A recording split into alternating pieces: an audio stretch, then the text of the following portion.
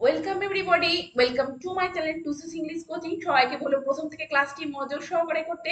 আর আজকে যারা চ্যানেলে প্রথম আছো এবং এখন অবধি চ্যানেলটিকে যারা সাবস্ক্রাইব করনি তারা অবশ্যই চ্যানেলটিকে সাবস্ক্রাইব করে প্রতিনিয়ত এই ধরনের ইম্পর্টেন্ট এবং ইন্টারেস্টিং ক্লাস করতে থাকো।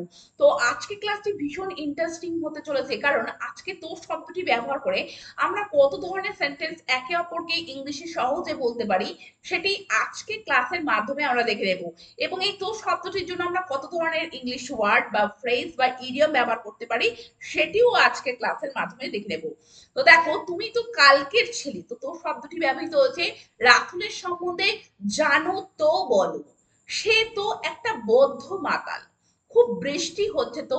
তো এই ধরনের সেন্টেন্স গুলি এবং আরো বিভিন্ন ধরনের সেন্টেন্সে আমরা তো শব্দটি পেলে সেগুলিকে আমরা কত সহজে একে অপরকে ইংলিশে বলতে পারি সেটি আজকে ক্লাসের মাধ্যমে আমরা দেখে নেব। তো চলো আজকে ক্লাস শুরু করা যাক। তো প্রথমে কোন সেন্টেন্সটি রয়েছে চলো আমরা দেখে নিই। সে তো একটা বদ্ধ মাতাল। তো দেখো, সে তো তার বিভিন্ন কোয়ালিটি থাকতে পারে, বিভিন্ন quality, he may have different qualities, কিন্তু সে তো একটা বদ্ধ মাতাল। তো সেন্টেন্সটিকে আমরা কিভাবে প্রথমে বলবো সেটি আগে দেখে নিই, তারপরে বুঝে নেব। তো দেখো, he is but a confirm drunkard. He is but a confirm drunkard. তো দেখো, বাট এখানে ব্যবহৃত হচ্ছে তো শব্দটির জন্য। তো বাট অর্থে কি, অনলি অর্থে এখানে ব্যবহৃত হচ্ছে। He is only a confirm drunkard বা he is just a confirm drunkard. তো জাস্ট বা অনলি অর্থে আমরা কিন্তু বাট শব্দটিকে ব্যবহৃত করতে পারি। তো সেখানে তো শব্দটির জন্য, মানে সে তো একটা বদ্ধ মাতাল, he is only a confirm drunkard, বা he is just a confirm drunkard, বা he is but a confirm drunkard. এইভাবে আমরা কিন্তু কোন সেন্টেন্স বলতে পারি। তো তারপরে সেন্টেন্সটিকে দেখো, তুমি সম্পূর্ণ ভিজে গেছো, তুমি তো অসুস্থ হতে পারো। তো দেখো, তো শব্দটি আছে, তো সেন্টেন্সটিকে আমরা কিভাবে বলবো? তুমি সম্পূর্ণ ভিজে গেছো, you are totally drenched, no wonder that you may be ill. You are totally drenched, no wonder that you may be ill. তো দেখো, তুমি সম্পূর্ণ ভিজে গেছো। তো এই সেন্টেন্সটিকে, এই সেন্টেন্সের পার্ট, এই সেন্টেন্সটিকে আমরা কি করে বলতে পারি? ইউ আর টোটালি ড্রেন্ড, বা ইউ হ্যাভ গট ড্রেন্সড, বা ইউ আর কমপ্লিটলি ওয়েট, এইভাবে বলতে পারি। তো তারপরে দেখো যে ইডিয়মটি ব্যবহৃত হচ্ছে তো এর জন্য, নো ওয়ান্ডার। নো ওয়ান্ডার মানে তো। তো নো ওয়ান্ডার এর মিনিং হচ্ছে ইট ইজ নট সারপ্রাইজিং, মানে এটা কিন্তু কোনো অবাককর ব্যাপার নয়। দ্যাট ইউ মে বি ইল, তুমি অসুস্থ হতে পারো। তো দেখো, তোর শব্দটির জন্য আমরা কিন্তু সেন্টেন্সের মাঝে এরকম নো ওয়ান্ডার এই ইডিয়াম ইউজ করতে পারি। No wonder that you may be ill. পরের সেন্টেন্সটিকে দেখো, রাতুল তো চাকরিটি পাবেই, সর্বোপরি সে একজন মেধাবী ছাত্র। তো দেখো, রাতুল তো চাকরিটি পাবেই। তো সেন্টেন্সটিকে আমরা প্রথমে কি, কিভাবে বলতে পারি? দেখো, তো শব্দটি আছে, no wonder that Ratul must get the job, after all he is a meritorious student. No wonder that Ratul must get the job, after all he is a meritorious student. দেখো, নো ওয়ান্ডার। তো দেখো, এখানে it is not surprising that, মানে এটা কিন্তু অবাককর ব্যাপার নয়। বা রাতুল তো, তো শব্দটির জন্য আমরা কিন্তু নো ওয়ান্ডার এই ইডিয়ামটিকে ব্যবহার করে এই ধরনের সেন্টেন্স কিন্তু বলতে পারি।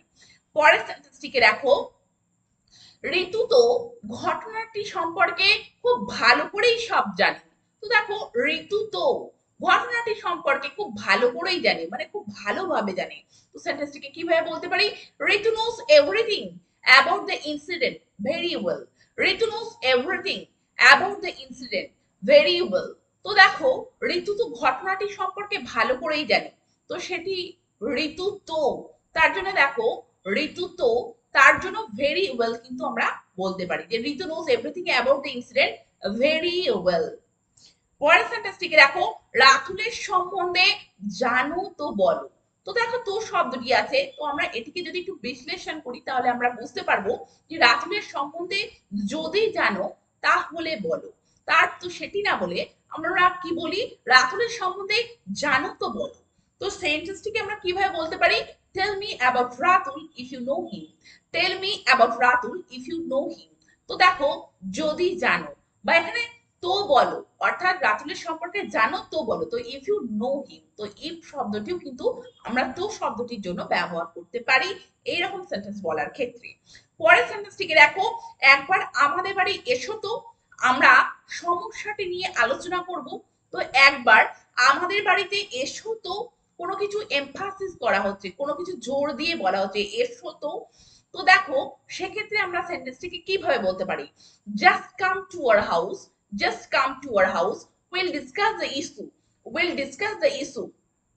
তো দেখো ইম্পারেটিভ সেন্টেন্সে কোনো কিছু জোর দিয়ে বলার জন্য আমরা কিন্তু ভার্বের আগে, অর্থাৎ কাম দেখছো, তার আগে কিন্তু আমরা জাস্ট প্লেস করতে পারি, যে just come to our house, যে আমাদের বাড়িতে একবার এসো তো। তো শব্দটির জন্য আমরা জাস্ট শব্দটিকে ব্যবহার করে এই ধরনের সেন্টেন্স কিন্তু বলতে পারি, যে just come to our house, will discuss the issue, আমরা সমস্যাটি নিয়ে বা প্রবলেমটি নিয়ে আলোচনা করব। পরের সেন্টেন্সটিকে দেখো, খুব বৃষ্টি হচ্ছে তো, কেউ বলছে যে আমরা কিন্তু বাইরে যেতে পারবো না, বা আমরা বাইরে যেতে পারি না, উই ক্যানট গো আউটসাইড, কারণ কি খুব বৃষ্টি হচ্ছে তো। এই যে খুব বৃষ্টি হচ্ছে তো, তো সেন্টেন্সটিকে আমরা কিভাবে বলতে পারি, দেখো it is raining heavily I see, it is raining heavily I see. তো দেখো এই it is raining cats and dogs এইভাবে বলতে পারো, বা ইট ইজ রেনিং হেভিলি। তো শব্দের জন্য আমরা আই সি বলতে পারি, যে I see, it is raining heavily I see, বা রাইট। তো I see means right, it is raining heavily right. তো দেখো খুব বৃষ্টি হচ্ছে তো, তাই না। তো দেখো কোনো কিছু কনফার্মলি বলার, সেক্ষেত্রে তো শব্দটির জন্য আমরা কিন্তু আই সি এই ফ্রেজটি কিন্তু ব্যবহার করতে পারি। পরের সেন্টেন্সটিকে দেখো, রোহিত তো মায়ার গাড়িতে ফিরেছিল, রোহিত তো মায়ার গাড়িতে ফিরেছিল। তো সেন্টেন্সটিকে আমরা কিভাবে বলতে পারি, Rohit return his home in Maya's car I see, Rohit return his home in Maya's car I see. তো দেখো মায়ার গাড়িতে ফিরেছিল তো, তো সেটা রাইট। তো সেইটা বলার জন্য আমরা রাইট না বলে আমরা কিন্তু বলতে পারি আই সি, আই সি। তো এইভাবে তো শব্দটির জন্য আমরা কিন্তু আইসি এই দুটি ওয়ার্ড কিন্তু ব্যবহার করতে পারি।